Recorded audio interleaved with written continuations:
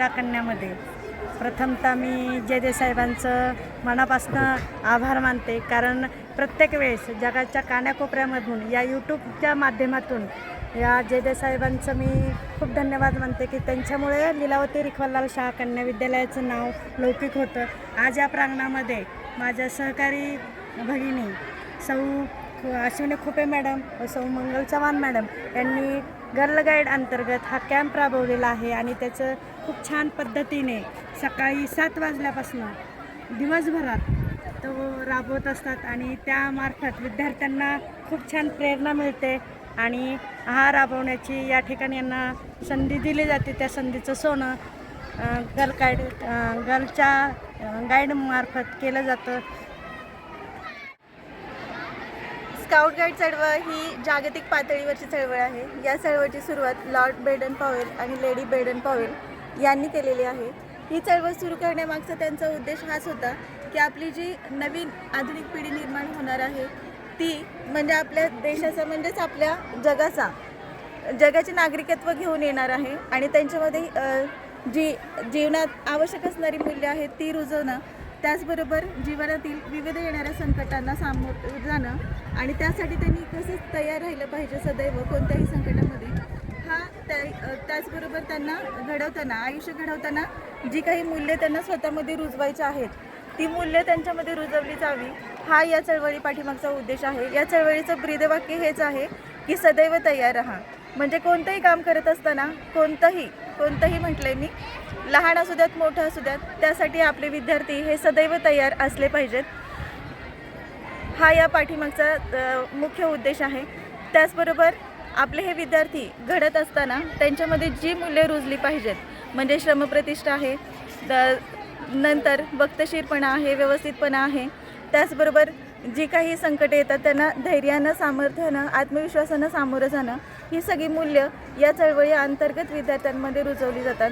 ही आपण शाळा पातळीवर हा जरी स्काउट गाईड हा विषय विद्यार्थ्यांमध्ये घेतला आहे, ऐच्छिक विषय म्हणून याची निवड केली जाते, पण हा ऐच्छिक विषय जरी असला तरी त्यांना समाजामध्ये पुढील आयुष्यामध्ये जीवना उपयोगी पडणारा हा विषय आहे.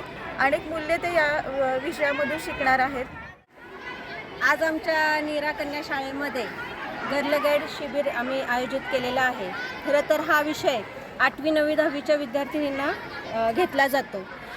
हा शिबिर म्हणजे हे शिबिर घेण्याचा उद्देश असा की खरं तर हे शिबिर निसर्ग निवासामध्ये घेतलं जातं, पण आत्ताची परिस्थिती पाहता अशा ठिकाणी जाणं मुलींच्या दृष्टीने तरी उपयुक्त नाही, म्हणून आपण हा कॅम्प शालेय परिसरामध्येच म्हणजे शाळेच्या मैदानावरच घेतो.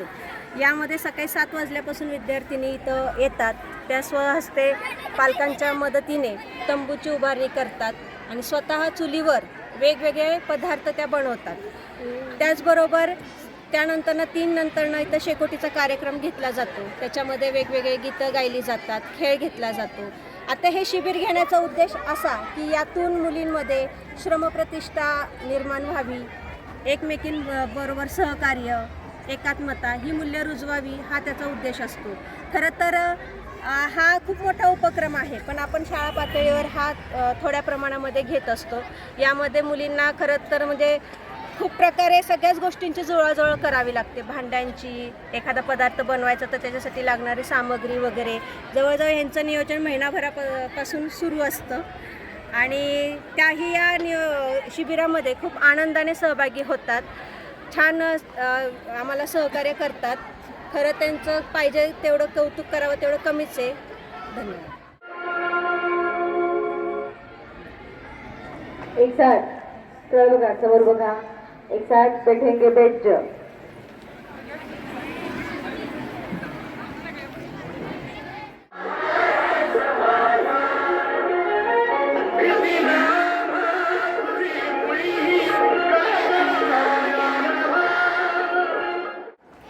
एक साथ सावधान, एक साथ कदम ताल.